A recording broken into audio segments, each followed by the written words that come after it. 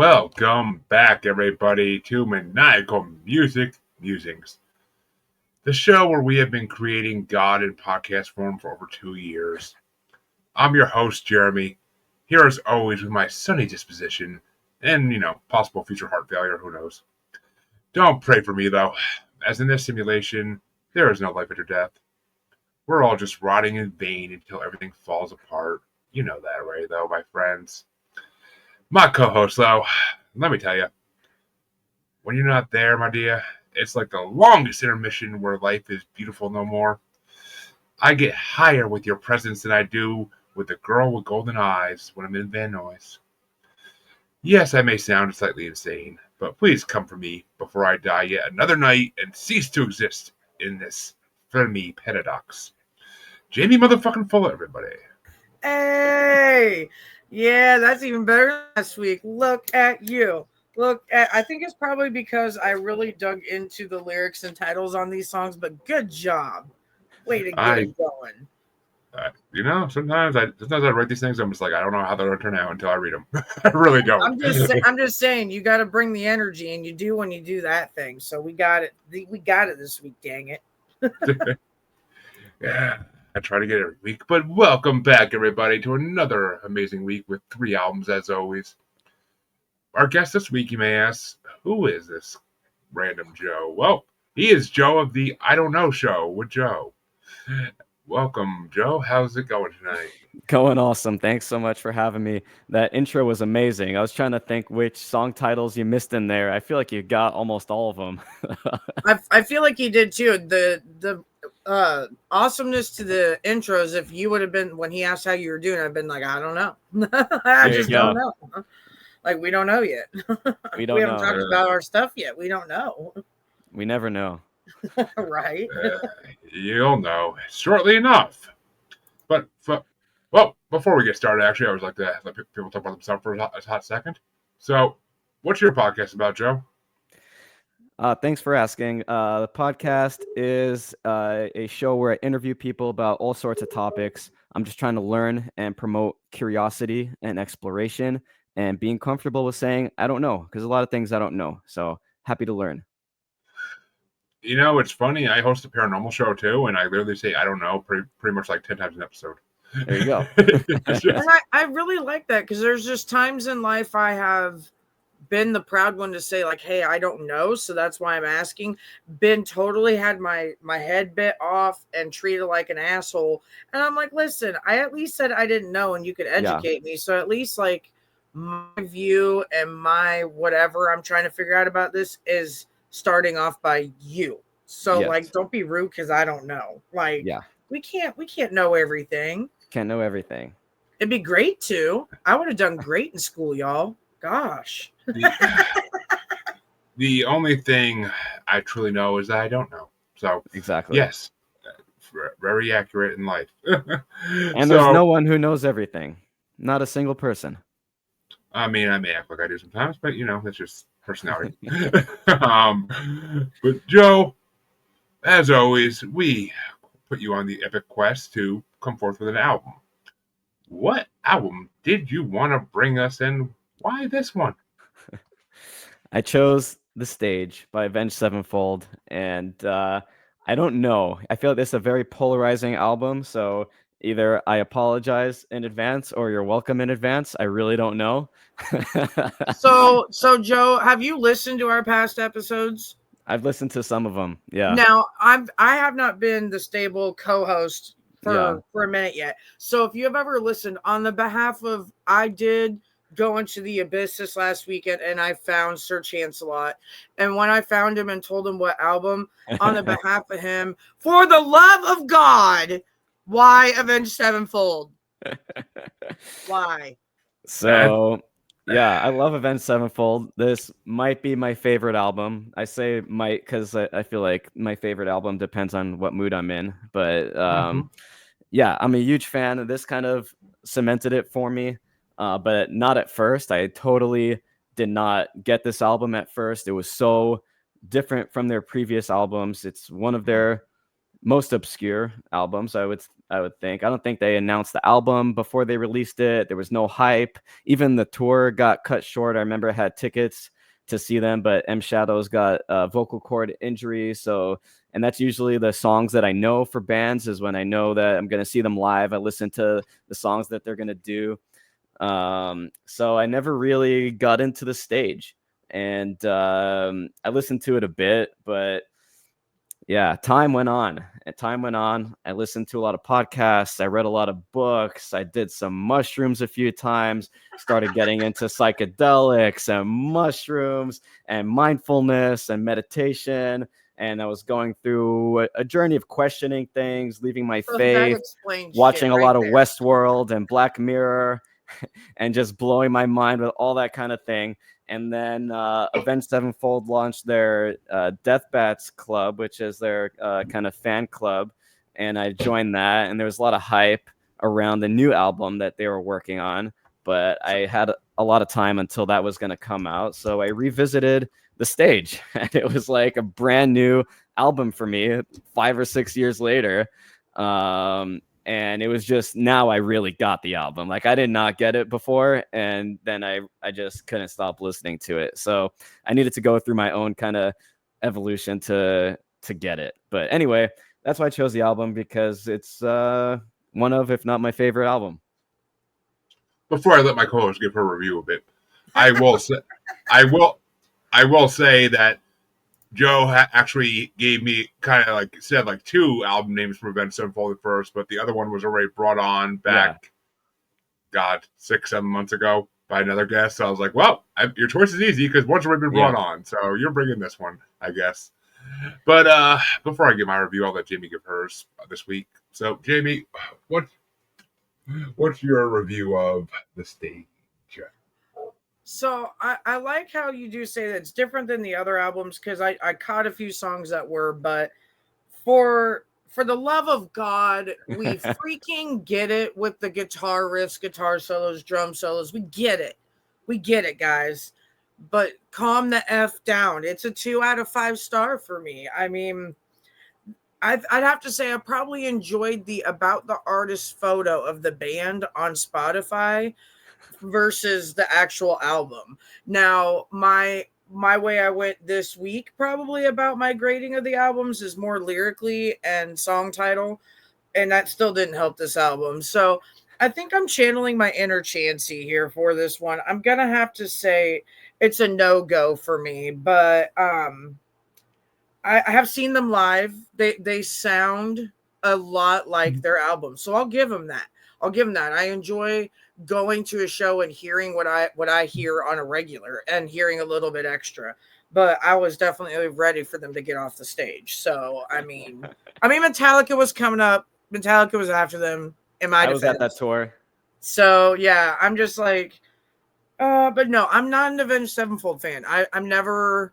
I'm okay with like maybe 2-3 songs and then move on to the next, and I'm good because it's the same sound throughout the whole deal. But I feel that way about other bands too. So I certainly feel that way about one of the other albums. yeah. I feel this way about a lot of bands in general, depending on what albums we're talking about. It just happens to be Jeremy's other pick too that we'll be talking about soon. I feel this same way about them. So we'll get there later. But strong start to the album, but it's a 2 out of 5 for me. Okay. See, here's the thing. I was a pretty decent sized Avenged Sevenfold fan back in 05. Give me some Trash and Scare, some Beast in the Harlot all fucking day long, and I will rock out. But third fucking time now. One of the only artists, maybe the only artist not brought by me or Chansey to be brought on 3 fucking times. And what was the third album besides this one and Life Is But a Nightmares. Dream? Nightmares? Okay. Yeah. I wish I could remember the guest name brought both. It's just slipped my mind at the moment. But I feel like Lucas Phillips is one of them. I feel like, I don't know why Lucas, but I think that you were one of them. And here's the thing, though. Every time Avenged Sevenfold comes to this fucking show, they continue to impress me more. Like literally, Nightmare. It was all right. It was all right. It was okay. It had a couple good songs, but I'm like, this isn't fucking City of Evil. Nope, this is not City of Evil. They fucking Ben Simple started to suck. And then I heard Life Is But a Dream though, and it was very similar to this album in a way. I think it was very similar to this album. I don't know which one came first.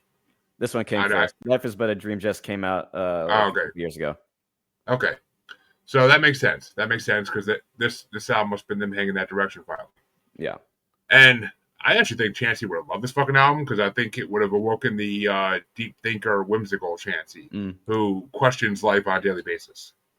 I'm not sure. I mean, I could always bring up the information to him next time I catch him if I do.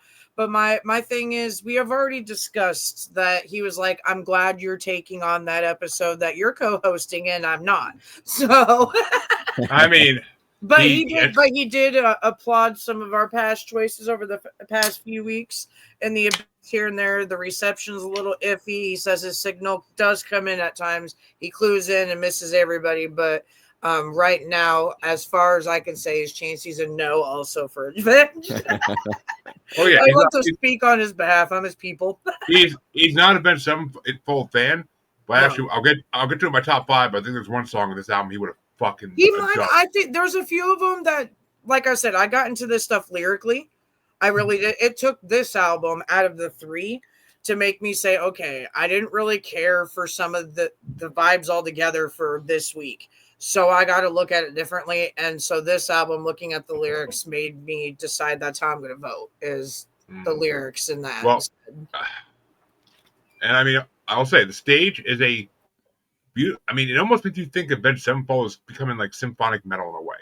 And they've always had a lot of that. They didn't originally, though. City of Evil was nowhere near a symphonic metal album. Not on City of Evil. It was just a pure metal album. Yeah. I mean, but I actually dug the shit out of this album, and I thought I will agree with Jamie. The beginning of it was a lot better than like the middle, and at the end it kind of came back and redeemed itself a little bit, which is apparently Avenged Sevenfold does that. Because Life Is But a Dream. I was going to say, I probably now thinking about that agree with you on that. That started off slow. It started off good, but it started off slow, bang, and then died off again. I mean, I thought it started off with a bang and then died off, and then the bang came back. So, I thought you said the other way around. Wow. No, the beginning and end of the album are freaking incredible. It's just always in that middle section that Avenged Sevenfold always seems to lack. Like they lose the luster, and then they go pop a Viagra on the back on the luster. But it's I dug this album though. As a paranormal podcaster talks about the afterlife and the idea of what if there really is a God, an omnipresent being of some kind in the sky. Like this is such stuff I think about on a daily basis. Nice. So I dug the themes. And I'll get into more of the song, so I don't want to go too much into it, but I fucking just dug it. I mean, it was everything I love. And shame on you, Jamie, complaining about amazing guitar riffs and amazing drum solos. Fucking Christ. I'm complaining about them because there's too many of them. I'm not complaining that they're musically talented. We get it. It isn't cowbell. You can't have too much. Yeah, you can. You really can. Not enough cowbell, especially if it's him doing cowbell. But no, well, save it so that when you do it, it's like, blah, blah, blah. Like it's like fucking amazing when it happens. I mean, to me, Avenged Sevenfold is in their storytelling in their songs is almost a new Iron Maiden. Well, yeah, they do great with that, but the thing is, I'd be standing there at a concert if I'm not paying attention to lyrics. Go, great, here's another guitar riff. Here's another solo. Look at the drum.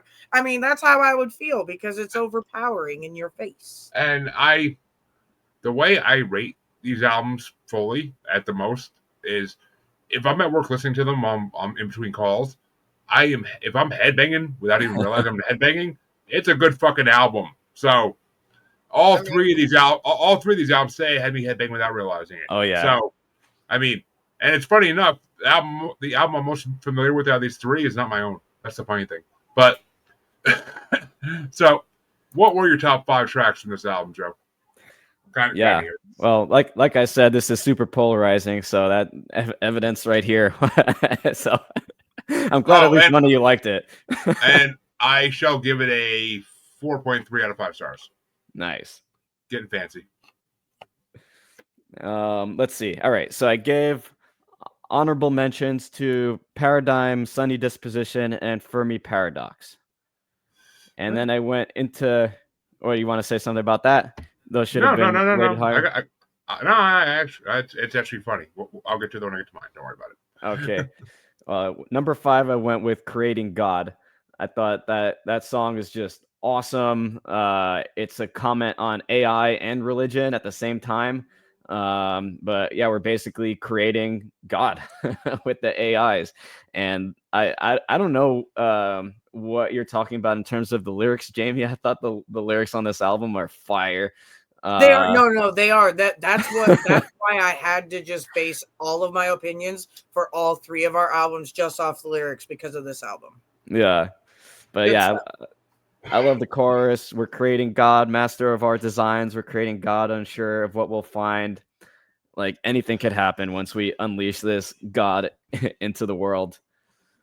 Number 4, I said I did Roman Sky. I think it's just a really pretty song. It's a tribute to a philosopher from the 1500s, Giordano Bruno, and his thing was that the universe is infinite and there's life on other planets, and then he was burned to death by the Catholic Church for heresy. I was gonna be sarcastic as fuck and be like, and then he was burned to death. Yeah, he was. It's unclear what the exact reason was for his execution, but he's definitely an important figure in terms of like free thought, free speech, scientific inquiry, questioning religious doctrine, and that whole thing. But yeah, part of the song is like a paraphrase.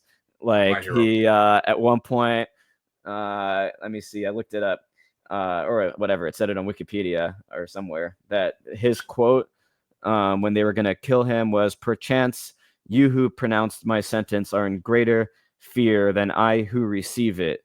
And that's in the song they say, "As they spoke your fate, a fearless man replied, as you will sentence me, your fear is beyond mine." So that's like a direct paraphrase of his thing. Oh, but yeah, I fucking love that song.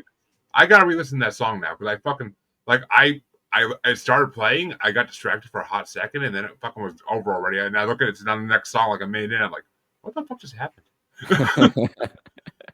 Yeah, so yeah, super awesome song. Just before you go, tell us how the heavens flow, weightless evermore as you walk beyond the door. I don't know. I think the lyrics are sick. Number 3, I went with Angels. I feel like that was probably one of the ones you didn't like in the middle there, but I don't know. I just love that simple tune. The da, da, da, da, da. It's just like you get kind of into a trance with it. It was too Dio. It was too Dio for me. Okay. That's fair. But yeah, I liked it, especially Mother, tell me, was it all a lie? Show me where the angels die. Yeah, which I feel like they're either paying homage or ripping off System of a Down on that one. Yeah, I was thinking that it sounds similar to that, When Angels Deserve to Die. Yeah, it could be a reference to that. Yeah, I thought that too. That's interesting. I really liked how they ended the song too, where they kind of like repeat the verses on top of each other. And it's just like layered. Like, I don't know. I really like how they ended it. Number 2, I did Simulation. It's just an insane song. Simulation theory. Lots of references to Pascal's Wager, Wizard of Oz, The Matrix. There's probably more stuff in there, but just all like the simulation type of stuff. I've questioned all the voices in my head. Are they mine or have I been misled? Total understanding don't seem to mean a thing. When you can't see behind the silver screen a figurine, can't you hear me scream? Yeah. Are these our actual thoughts? Are they computer code? Are we all living in Westworld? Yeah, I love that song. I should have paid more attention to the fucking lyrics in that song. My God. I gotta re-listen to that song too now. God damn it. Yeah, so good. And then number one is Exist, and if you hate it, I fucking apologize. But oh, you didn't hate it, nice, because it's a really long song. If you hate it, it's a 16-minute song. I think I gave up pretty quick in that song, but I mean, it's only because I ran out of time on something. But now I'm gonna listen to it. Now I'm gonna listen to it. It's epic. Amazing. It's fucking epic. But and it's supposed to be like a musical interpretation of existence and evolution. So it kind of starts with the Big Bang, and then it gets like loud and chaotic, and then there's no vocals until like 7 minutes in, and that's supposed to be like when life starts on Earth. So it's some kind of like artistic representation of evolution. But I actually use parts of this song for the intro and outro of my podcast because it goes, I'm sailing away beyond the reach of anyone, far beyond the dreams of everyone. There's no light to follow, a shot in the dark. Does anybody know? So I just like that. Does anybody know? That's perfect. That's perfect. Yeah. And then Neil deGrasse Tyson gives a fucking speech. That was Neil deGrasse Tyson. I thought I picked that up. But, in an already too long song. I'll get into it when I get to mine. But Jamie, over your top 5. I don't like steel spotlights.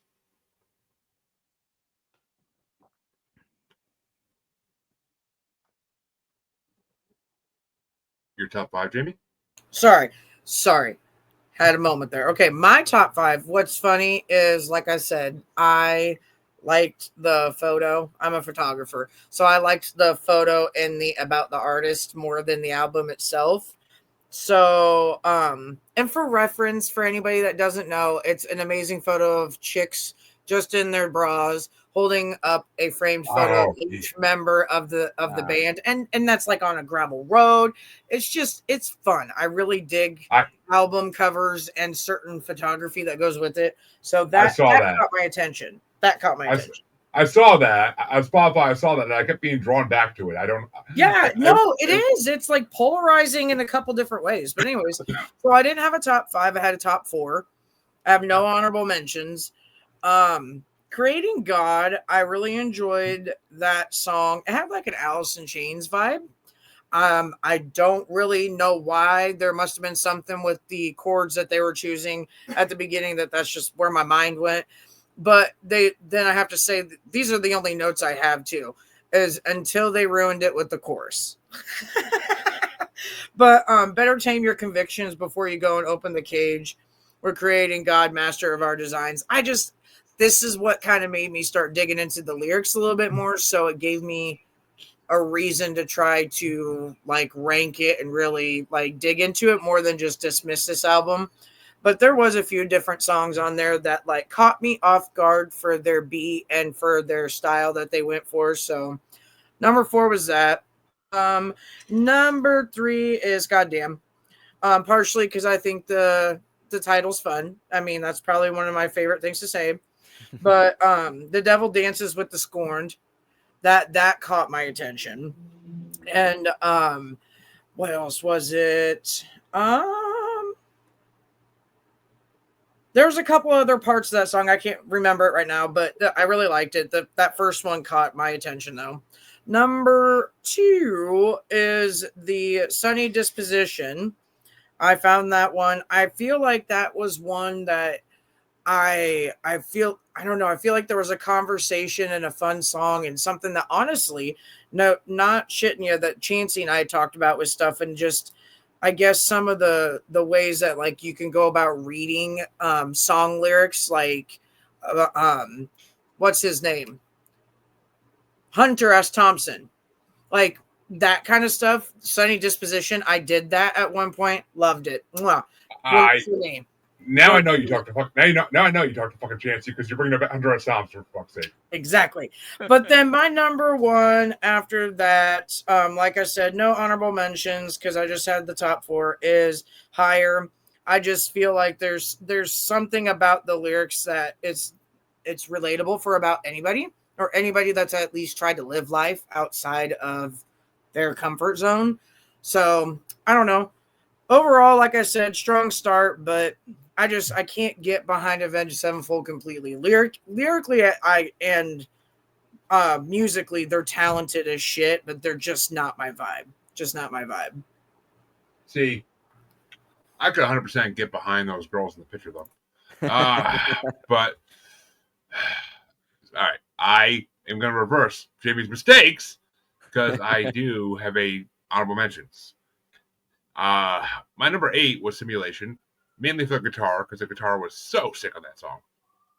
And number 7, in a similar note, was Higher, because, well, puppy, Higher I picked for the sick drums, because I was a drummer at one point in my life, so I appreciate drums. And the harmonic singing at the end of the song was fucking perfect. I loved it. And my number 6 was Fermi Paradox, because that song is trippy as balls, and I liked it. And my number 5 was Creating God. That was a fun fucking song, and the lyrics were amazing. My number 4 was The Stage, which I don't think anybody else picked. Yeah, because I think that's the opening intro, isn't it? I guess that would that is. I guess that would be my only honorable mention. Is it was a very strong start. It was that song.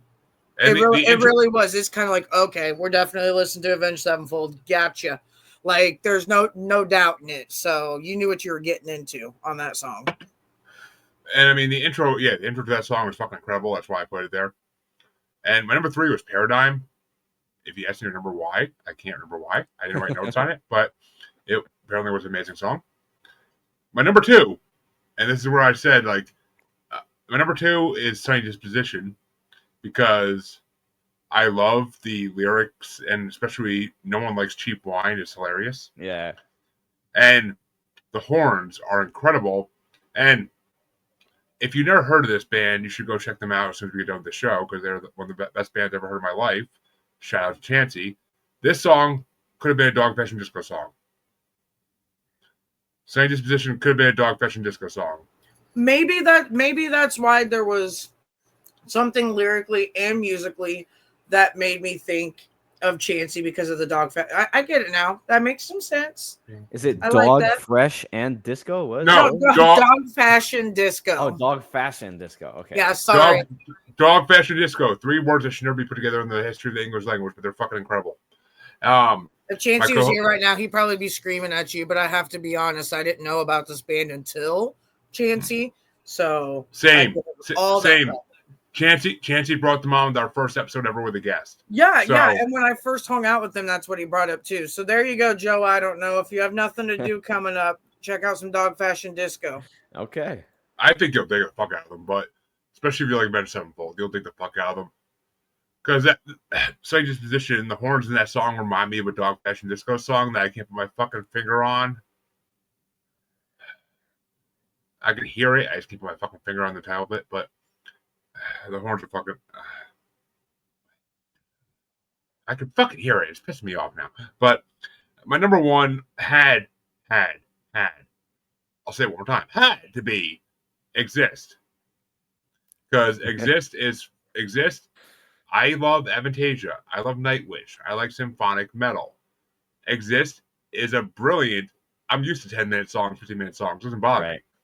So Exist is a beautifully choreographed fucking masterpiece. Don't mislead the listeners. It's a 15-minute song, folks. Get ready for at least half a SpongeBob episode or so. You're gonna be there for a minute. It's okay though. And unlike SpongeBob, he will not rot your brain and make you slower. Exactly. So, it could be your best day ever when you listen to that song. Like Jeremy's saying right now, you never freaking know. It will literally open your mind. So, I mean, I fucking loved Exist. I thought it was amazing. And everything about it fucking like blew me away. I was like, oh my God. I'm like, Avenged Sevenfold is doing Avantasia type songs now? Oh, fucking sign me up. I want to see this song live, all 15 minutes of it. Like, yeah, I wish. I want to see the fucking. I'm gonna probably try to pay more attention to Avenged Sevenfold the next time they play with someone. It's like I've seen them before, but I'm not going to buy a ticket to their show.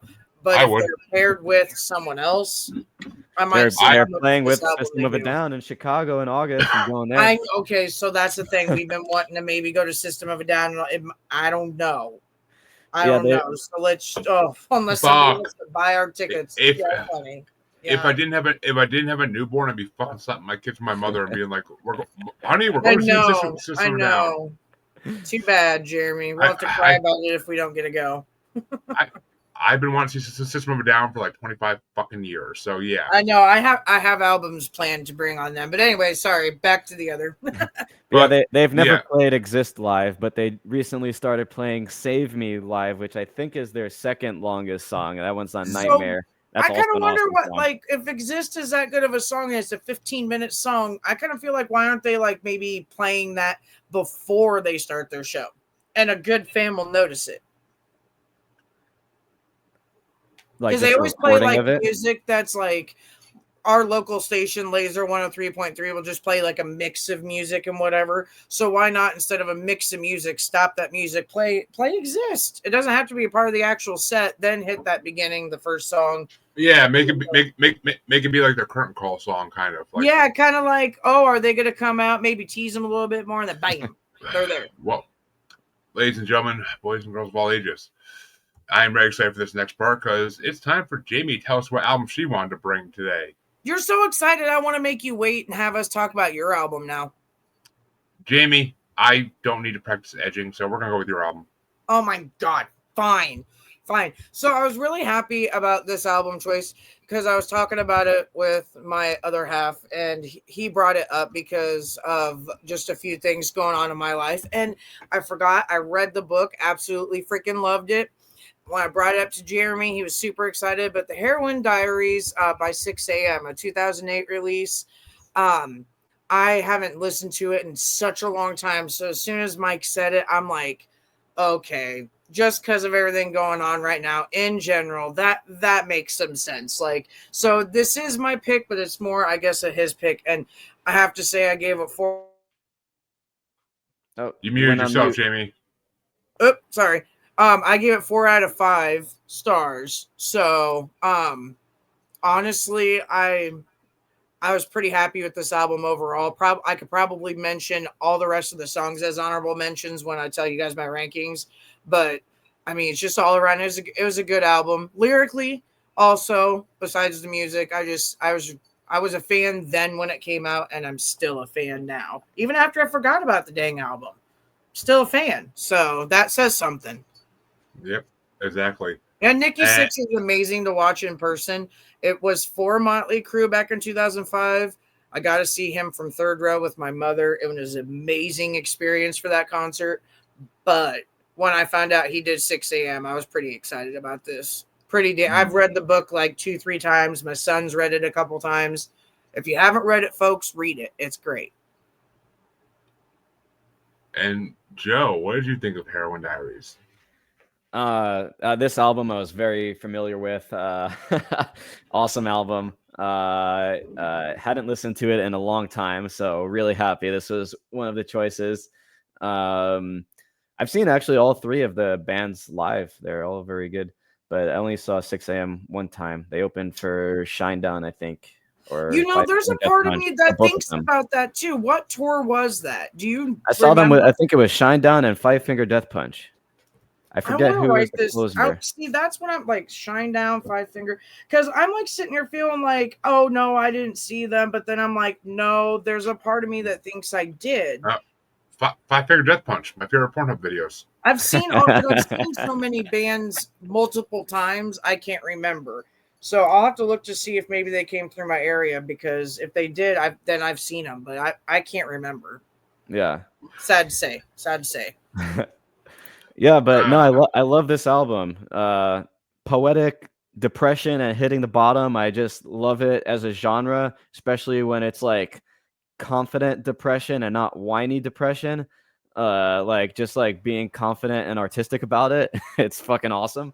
It's like he owned it, and that's the best part. Is like he doesn't give away a lot from the book and things like that, but he gives away enough that like you got to read the book. Like he really owns it. It's embarrassing at times. I was embarrassed for him, but it's something you gotta to get clean and get sober and get in the right direction. You have to own it. And this album, he totally did. Totally. Yeah. I definitely say like a strong 4.5 or 4.4. Yeah, great album. See, I was rocking this album back in 2008 when it released. I don't remember. I've been trying to think about it all day, and I don't remember for the life of me where the fuck I heard about it even. Because I was a huge. I saw Motley Crue in 2007. I saw Dance More Professional at the same arena in 2006. So it had to be 2007. I saw Motley Crue open up for Aerosmith. Dude, so that's one band I need to see, and I won't be Yeah. able to is Aerosmith. So Yeah.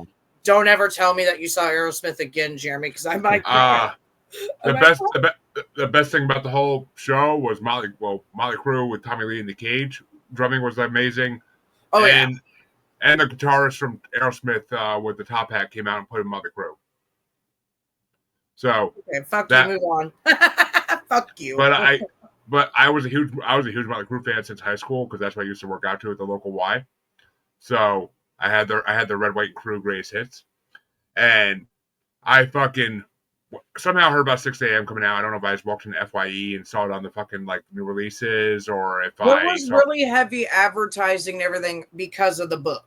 Oh, okay. Maybe I saw it on TV then. Maybe I saw it on TV, a commercial for it on TV. Most likely in where you're saying FYE, it was in your music stores and stuff. It wasn't like a TV thing. Back then, it wasn't quite like it is now. But see, I don't think I would have just picked it up if it was in a music store, if it was an FYE. I think I had to know somehow it was related to Motley Crue. So I think maybe, yeah. But I mean, I never read the Heroin Diaries book. I've read The Dirt. I never read Heroin Diaries, but I mean, The Dirt's a fucking amazing book. I fucking love that book. I only read it once, but it's fucking incredible. The opening paragraph is fucking memorable as shit. So, her name was Moose. We call her that because she could square across the living room. But, best opening line to a book ever. But, I fucking love Heroin Diaries. I have a cousin who dealt with that addiction for a good decade. So, I literally showed him this album and was like, I'm like, it's called Heroin Diaries. He's like, oh, I should probably listen to this. I'm like, yeah, you probably should. I don't know if he ever actually did, but he was digging the shit out of it when I was playing in my car the one time. So that was enough for me. I fucking love it. I mean, Nikki Sixx is a fucking god of music, and I love everything to do with Motley Crue. Tommy Lee is my hero for all time. Thank you, Pam Anderson. But I fucking love this album. I literally give this album a 5 out of 5 stars because it's one of the best complete albums I can listen to through and through. And I have this in my fucking closet still in physical CD form. And I used to listen to it like back in the day over and over again on repeat the whole album. Like it's just such a amazingly well put together album. And I'll wait till I get to my top 5 for the rest. But it's a classic. It's a fucking classic. I can't say every CD 6 a.m. has done since then has been as good. It really hasn't. Like the one after this, I forget what the fuck it's called. But the one after this was fucking incredible as well. But everything after that was kind of like mid. So, and that's being generous. But I would have to agree. It's almost like the one album wonder, not one hit wonder, but one album wonder. I hate to say that because they're all musically talented, but this album, I think, is about it for them. I mean, there are songs I like and all the other albums that are fucking good, but not the whole albums. Not really. But the album after this is Gonna Hurt, is a fucking amazing album. That album is amazing. The Lives of the Beautiful People is one of my favorite songs of all time. So, and that's off the next album. But, Jamie, what were your top 5 in your album? Oh, okay. I didn't know it was on me already. Okay. Your album. I know. Sorry. I was just looking at the book and stuff like that. And just, yeah, he hung out with Slash a lot. Like, great book. Great fucking book. I loved it. I mean, the whole thing all together. It was just a fun read. So there you go on that. But number 5 was Courtesy Call. I don't do very good about writing specific notes per song here. Me either. But I did like, I guess overall for this album, I won't lie to, I just had my first Trans-Siberian Orchestra concert experience this last November. This album gives me those vibes a little bit into Nikki Sixx's life, into all of his stuff. That's exactly what I felt like if in concert it should have been stage performed like that. And I guarantee I would have been like the whole time. Like there's something. the Christmassy music opening and shit like very makes it like very stage oriented. Yeah, so I mean, that was my number 5. My number 4 is Heart Failure, so I'm trying to see what I had down for that. I just want to say, I think it was just all relatable lyrics, if I remember right. Just not necessarily relatable to me, but relatable to at least people I also know that have been through a lot more for serious addictions than the addictions I've been through. But my number 3 was Pray for Me. For some reason, that song sounded like I mashed up the guys from The Killers and Fall Out Boy and put them together. Oh, yeah. So number 2, I feel like my number 2, number 1 are going to be probably cliche because they're the more popular ones on the album. They're the singles that were released out first. But number 2 is Life is Beautiful, and which is obvious. It's a great song all around. The hooks, the chorus, everything to it, lyrics wise, great. And number 1 is Tomorrow. So overall, like I said, 4 out of 5 for me. So I did enjoy going back down memory lane. Now, honorable mentions, I just had Permission, Intermission, but I really struggled with where to put Accidents Can Happen because I almost wanted to put that on my top 5. So I feel like it belongs probably somewhere between 1, 2, and 3, but it just at least made it on my honorable mentions. I do not like Tomorrow. I think it's too cliche. I think it's too Motley Crue and too like obvious. I get that. I mean, yeah, it's kind of like I'm Coming Home or Home Sweet Home, whatever the hell it's called. But it's kind of like that, but not really for me. I feel like I don't know what song necessarily Motley Crue I could say was. Maybe like Home Sweet Home, but it was just the lyrics and everything for me overall is why I like Tomorrow's, because there's too many situations that I saw my mom go through, losing friends and family members and things along those lines. And so just when we listened to that, because I introduced 6 a.m. stuff to her, she was pretty excited about it because it was back when she was like getting CD stuff in her car. And that was after we went to our Motley Crue concert together. So I remember her and I really liking those 2 songs together, but Tomorrow was one of the top ones. I don't know. It's kind of like Jelly Roll. Like once he got all like making it all about his addictions and shit, it just became like something I didn't like listen to anymore. It's nothing against people with addictions. I'm not trying to be a dick like that, but it's just I can only hear people whine about their addictions for so long. From it's like, all right, dude, enough's enough. Like, come on. It's depending on what you're hanging on. Some people have to talk about it because that's a part of their recovery. So, and yeah, some people just relate differently. So I hear you. This is literally the Heroin Diaries. Exactly. I know. So for this, I get that. Like, I can hear it. Jelly Roll, I guess, in a sense, has that sound of whining a little bit more. Nikki Sixx, I feel like, is owning. Yeah. I mean, Jelly Roll definitely is more annoying than they are with it, but yeah, and it's like fucking Eminem too. Once he got sober, it was all about like him getting sober. I was like, "Fuck you, dude. Fuck you. You're better fucking on." Well, I mean, that's what I said. He writes about what he knows. Fucking sober Eminem sucks. Sober Eminem is not necessarily as good. I get that. Not every. That's fine. There might be people that think the other way around, but my problem is that he's writing about his life, so that's what's going on. And I don't give a fuck about his life. And she made me listen to the fucking death. She made me fucking listen to the Death of Slim Shady a couple weeks ago. I was like, you know what? I'm just gonna choose some more fucking albums now. I was so hyped for the Death of Slim Shady. I that was the first Eminem album I listened to fully in a long time, and it was so disappointing. That one single that was so awesome, the one that sounded like Without Me, like I forgot what it was called, Abracadabra, whatever it's called. That one was awesome, and nothing else on the album. Houdini. Nothing else even came close. Yeah. Now, see that song pissed me off because I'm just like, dude, you're copying off Steve Miller Band. Fuck you. Anyway, sorry, off the Eminem train. But yeah, I mean, hashtag Sober Eminem sucks. Starting here. But what were your top 5 for Heroin Diaries, Joe? All right. Let's see. So honorable mentions, I put the intro and the intermission, the just awesome, the diary and the metal Christmas music. It was good stuff. And I'll also put in Van Nuys as an honorable mention. Number 5, I said Heart Failure. Just a good tune, good riff, good song structure, good lyrics. I miss the day, I miss the past. He's missing like his whole life, just spending his life waiting to die. So I mean, like I said, I really like this kind of depressing stuff.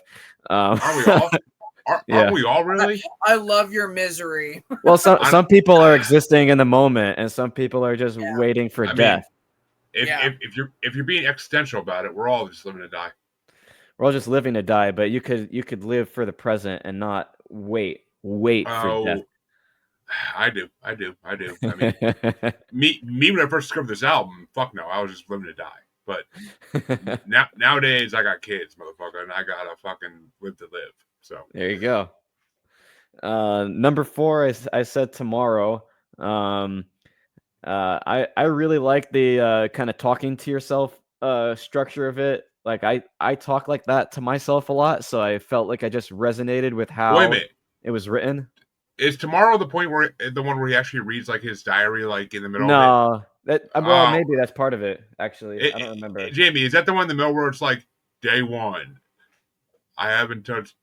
I'd have to see because it might be different versions that originally the radio version but I know they read the diary in a few of them, but I forgot. Actually, I think it is Tomorrow because he's like day 3. Everybody says I'm looking better. I'm never gonna touch smack again out. Oh no, that's everything. That's everything's gonna be all right. Probably. Anyways, I don't see it in the lyrics. Yeah, it's not in there. No. I just remember what song it is, so I'll wait till I get to my top 5 for it. You're good. This one's just look at yourself. Do you like what you see? Look at yourself. Is this how it should be? Yeah, that's why I don't like it. Tomorrow you're going to have to live with the things you say. Tomorrow you have to cross bridges that you burned today. You'll never outrun what waits for you tomorrow. I get why you don't like it, but I like it. That's why I don't like it, because I burn bridges and then they fucking stay burnt and I don't rebuild them. Fuck those bridges. Number 3, I did Accidents Can Happen. I just thought it was great writing, very catchy.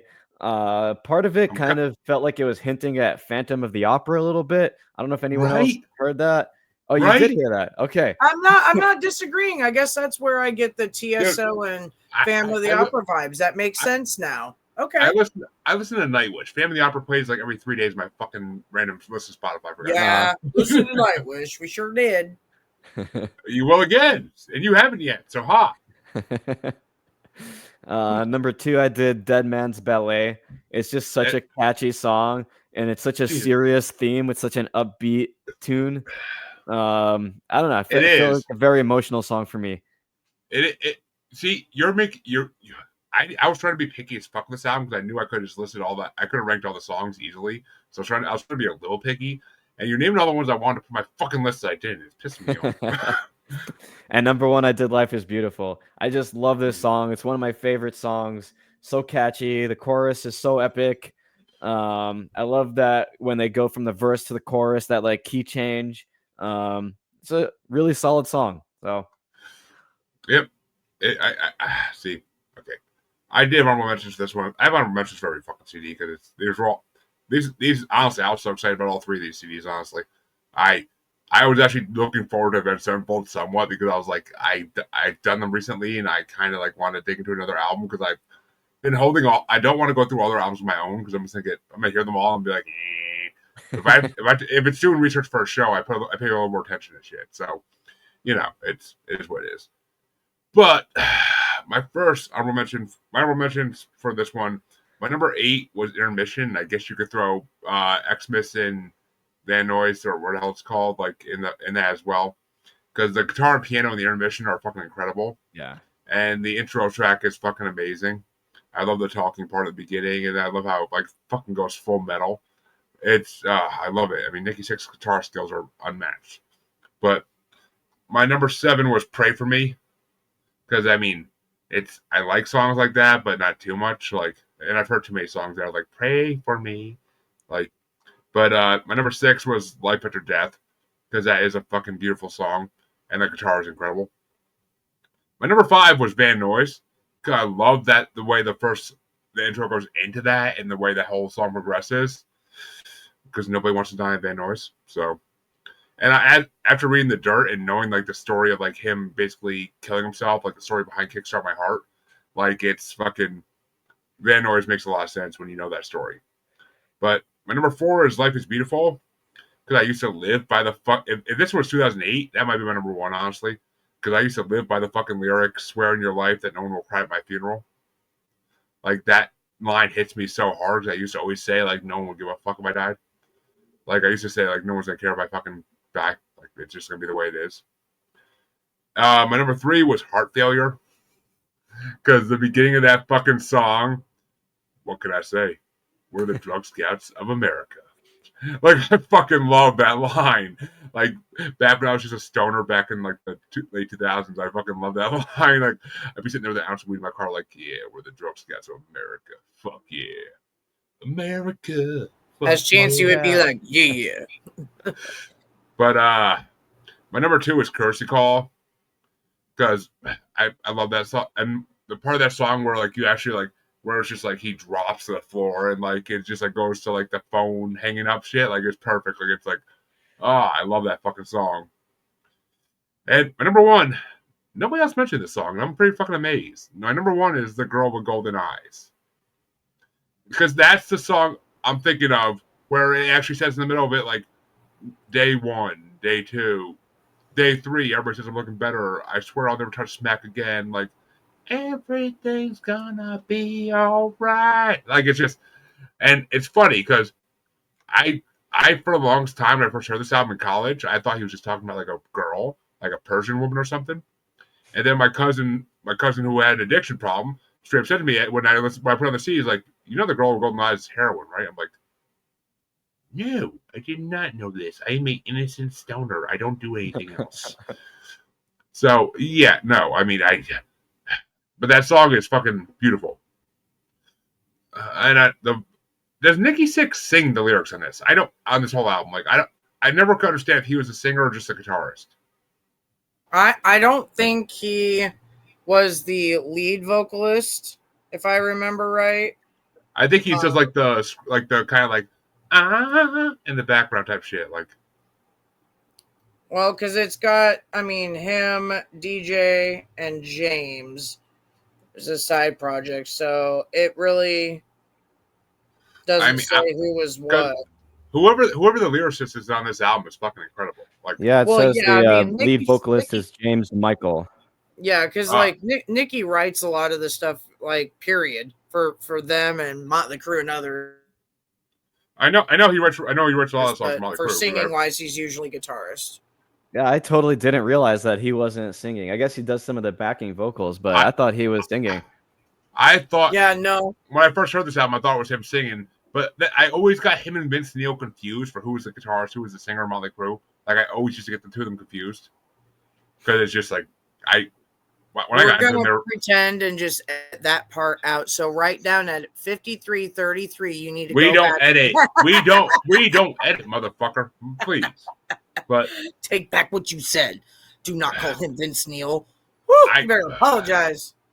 By the time I got into Motley Crue, I never thought any of them would be putting out shit again. Like, and then Nikki Sixx came out with this like 3 years later, surprised the shit out of me. So, and then Tommy Lee put out his solo album when he put out his TV show Tommy Lee Goes to College.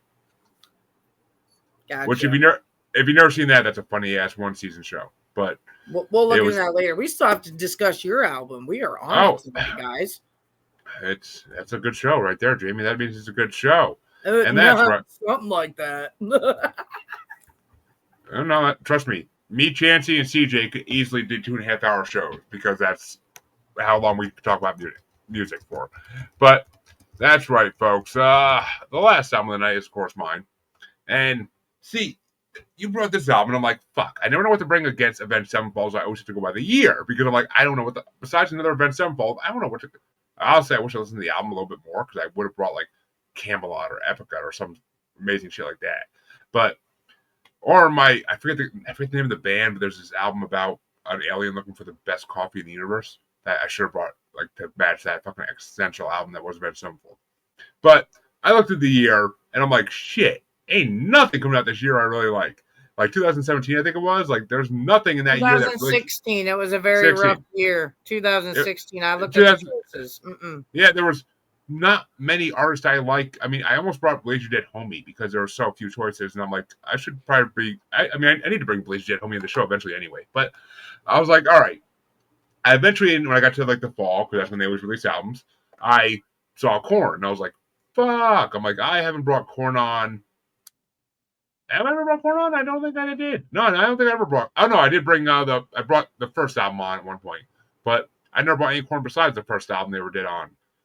So I was like, all right, you know what? I'm bringing Korn because this is an album that I really never paid much attention to when it first came out because I wasn't that big a fan of it. So I'm like, let me give this another chance. I know a couple of the songs. I really like a couple of the songs. So I'm like, let me give this whole album a chance. And I wasn't disappointed. I mean, it wasn't one of my favorite Korn albums by far, but I definitely wasn't disappointed in it. Like a lot of the lyrics really fucking hit me, and I like a lot of the songs. I mean, I got 4 honorable mentions, so it's still a decent CD to me. So I mean, it's the way it goes. So I decided to bring folks Korn's "The Serenity of Suffering," which I love that album title. It's like so fucking mysterious and dark. But yeah, Korn's "The Serenity of Suffering" is what I decided to bring, just because it was a year match for me. That was the main key here. But other than that, it's Korn. I can listen to fucking Jonathan Davis all day and not get sick of it. So, but what did you think of "The Serenity of Suffering," Joe? All right. I like Korn. I wasn't very familiar with this album.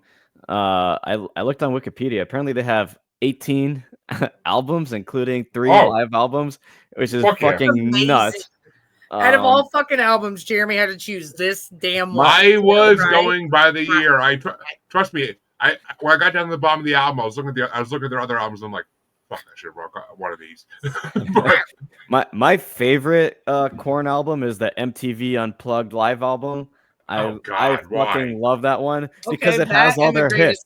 Other than that album, I don't know if I really like a full album of theirs. I usually just like the hits. I agree with you. Greatest hits. That's probably about it.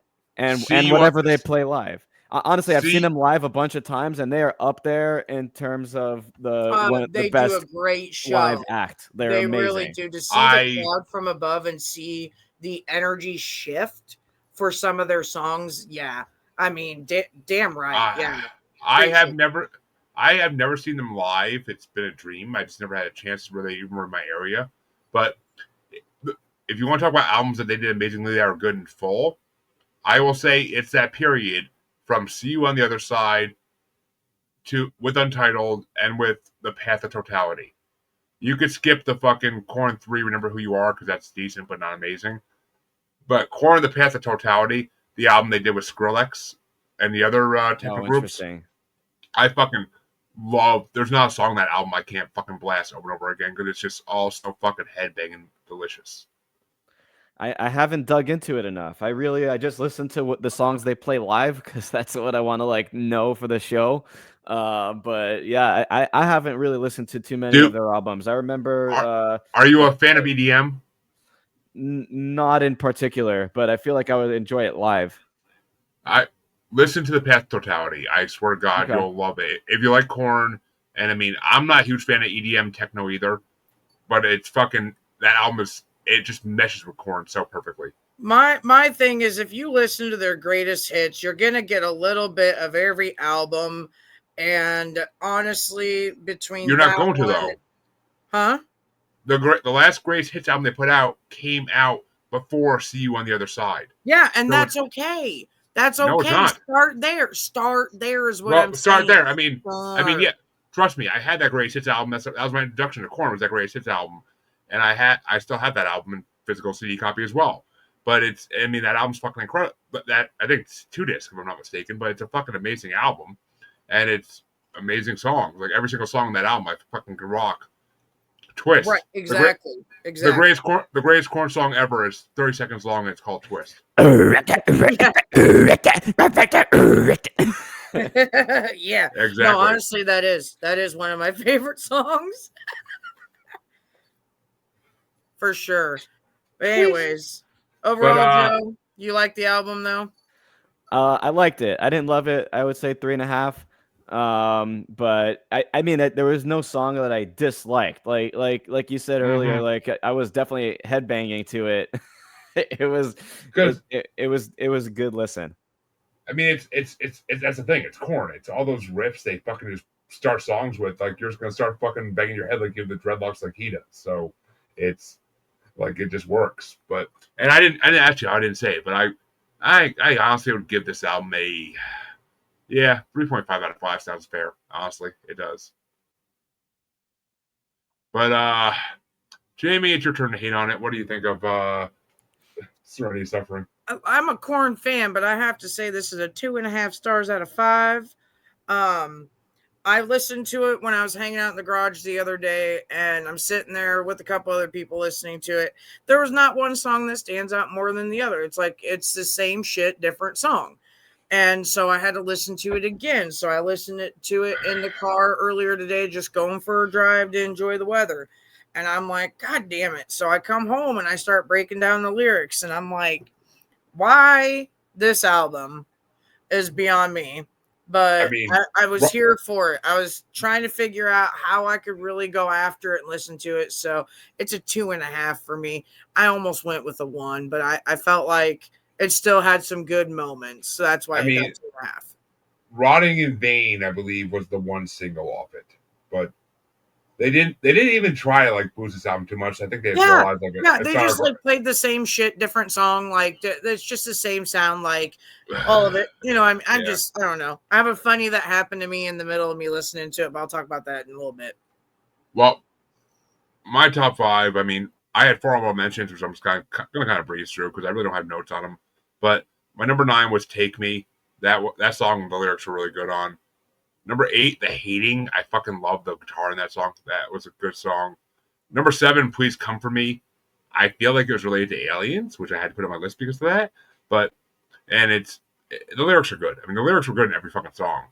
And my last honorable mention was "Insane" because I love that fucking song. Like that's any song that's about like asylums or being insane somehow works for me. But my number 5 was "Die Yet Another Night" because that song I was banging my head so hard to that fucking song. And my number 4 had to be "Rotting in Vain" because the beatboxing from Freak on Leash returned on that song. And fucking Jonathan went off the hook on that shit. So I fucking love that song. Number 3 is "A Different World" because fucking Corey Taylor from Slipknot's on it. So I mean, it's it's gonna be good regardless. And it's not even like his Slipknot voice. It's his what's that? Stone Sour or whatever the fuck that other name. Is Yeah, that yeah. his natural voice? Mm-hmm. But yeah, I see for all these years I'm a Slipknot fan. I'm a huge Korn fan too, don't get me wrong. So that was the biggest letdown of a mashup that I got. In my head, all those years before, all I could think about was something completely other than what the fuck they did. If So a he did different his world didn't even make it on my top 5. if he came into it with a fucking Slipknot with his actual Slipknot voice and like did like a song like that with them, like it would have been fucking incredible. No, But I'm not even sure if it needed that necessarily. I was just severely disappointed. So but different worlds on somebody else's fucking list, not mine. I mean, but I like A Different World because I like the theme behind it. Like if this was a different world, like yeah, a lot of things would be better if this was a different world. But my number 2 was "Everything Falls Apart" because I love the repetition of "there was nothing in my head." Like it just fucking like it's pure metal. It's pure metal at that point. And it's fucking makes me smile. So and everything does fall apart eventually. So I'm down for that. And my number 1 has to be "When You're Not There." Because the fucking chorus, I love the way you hurt me. I love the way you don't care. My love is dark and twisted, and I scream when you're not there. That just sends goosebumps down your fucking spine. Those lines, like it's almost a metalgasm, almost a metalgasm. So, and yes, I just made that word up, but it's a metalgasm, and I fucking love that song. I did not see that song. I honestly saw "Rotting in Vain" or "Insane" to be at the top of my list, and they were for a hot second, but that song just pushed everything else the fuck down. I'm like, holy fuck, I forgot about this song. 2016, I wasn't really listening to music at that point, like new music. It took me a while. The album that came after this, with the guy hanging from strings, like on the album cover, that album I listened to a lot more than this one. But and that album's fucking banging. If anyone ever brings like a 2019 fucking album, a lot of matchups from that shit. But yeah, so that was my top 5. What were your top 5, Joe? Yeah. Okay. See, I want to say John because of fucking Jonathan Davis. Let's see. Well, I didn't have any honorable mentions. I thought they were all fine. I didn't hate any of the songs. But I don't know. It was hard for me to rank them. A lot of them did sound the same to me. But again, I didn't hate them. Number 5, I said A Different World. I don't remember exactly why. I know Corey Taylor was on it, but it just kind of reminded me of other Korn songs. But it was a good song. Number 4, I said Everything Falls Apart. And it was just okay. And then when they got to There Is Nothing in My Head, I couldn't stop at that. That was awesome. It's almost like drowning pools at the bottom of the floor. You just want to exactly. stomping your feet and shit to that, like. Exactly. Yeah. So that part was awesome. Number 3, I said Insane. The verses kind of sounded like classic Korn, and then the chorus was awesome and good use of screaming. Good song, really good song. Number 2, I said Rotting in Vain. Again, classic Korn, good tune. It was really easy to get into, and those crazy Jonathan Davis noises are fucking awesome. So that was great. Exactly. And then number 1, I said Please Come For Me. I thought it was pretty catchy, and it sounded kind of different from the other Korn songs. So it was a unique one. Yeah. Those are my 5. And Jamie, finish us off with this album. Which way you want to go? Well, I have no honorable mentions because just like Joe, I don't know, said nothing stands out more than that. They all sounded similar. Number 5, Please Come For Me. I had my number 4, When You're Not There. My number 3 is The Hating. Number 2 was, and I'm glad they started the album off with this song, was Insane. I'll give it that. But what was really weird is that when I'm listening to these albums, all of them, I listen to on Spotify. And when I start at the beginning, I listen to them in order. As if I got the CD, I want to listen to it in order. And there is nowhere in there the song Adidas, okay? It's not in there. But after the song Everything Falls Apart, for some flippin' reason, Spotify decided to say, hey, you need to hear this one too. Like, I didn't know what that song was. But I just thought that was funny. Unless it was a little drop that they decided to be assholes and throw it in. Do you pay for Spotify or do you use the free version? I pay. Okay, then they shouldn't do that. I mean, exactly. So that's why I'm like, listen, I know I'm listening to Korn right now, but that's nowhere on the album unless that's like a funny little duty that if you listen to it in order, I don't know. I just thought it was weird. It would have been even funnier with Twist, though. I would have died laughing. I really would have. But yeah, nothing crazy with this top 5. Because if I didn't have to rank them, I wouldn't. It's one of the more forgettable albums, 100%. But it's exactly. It's an album that I could listen to this album over a lot of other fucking musicians' albums. So and I'm happy to explore. I was happy to explore it once more, and I probably won't listen to it in full, maybe ever again. I mean, it's just the way it goes. But I don't listen to albums in full more than once usually, unless it's like Dogfish and Disco or something. Because sometimes I want to put on Committed to a Bright Future. Like that album is just fucking golden from beginning to end. I listen to it every fucking day of the week. Like, oh my god, Nude in the Wilderness, one of my favorite songs. But what if I was Jesus, nude in the wilderness? But yeah, it's fucking love Korn. I mean, Dogfish and Disco, and Korn too. I mean, Adidas is fucking amazing. I will bring that album one day too. But well, folks, these albums thrice have been conquested tonight. And what's coming up next week? I have no fucking clue. I haven't reached out to the guest yet. That's my fault. I'll do that tonight. But Joe, please tell them where they can find you and your podcast if they want to search you out. Yeah, sure. The I Don't Know Show with Joe, wherever you get your podcasts. Joe, I Don't Know on X. That's it. Look for me. If you dare. If you dare. Jamie, where can they find you? Well, if you fuck around and find out, you might find me on the Book of Faces, and you'll find all the rest of my information from there. My Instagram, my Snap, my Twitter. I'm hardly ever on that. I'm also on Bracket Bastards. Those episodes are on Sundays. Otherwise, you can catch me here. And throughout whatever Jeremy posts on there, he usually tags me. So you can also find me through him. So look at that. You can make you 2 birds, 1 stone right there. Go look for him. You find me. I'm right there. If you have to look for me. But, yes, folks. And hopefully you'll be seeing Jamie in her first official bracket this weekend since becoming a muser. We can hope.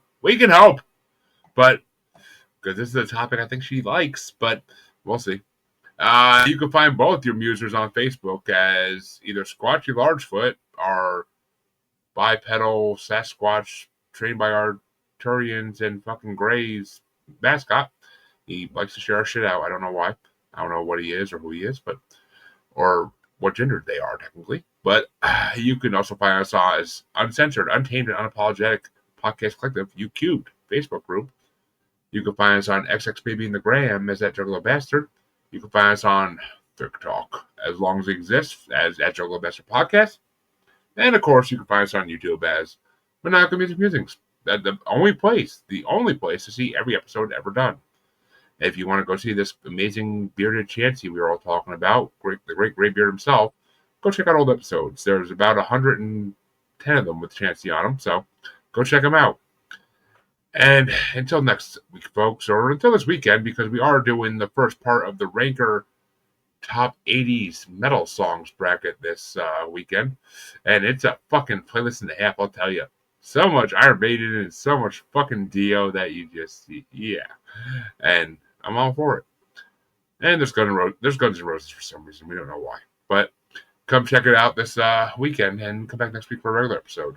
Have a good night, everybody. And thank you, Joe, for coming on. It's been a fucking blast. Thanks so much for having me. It was awesome. Absolutely. Thanks. It's been fun.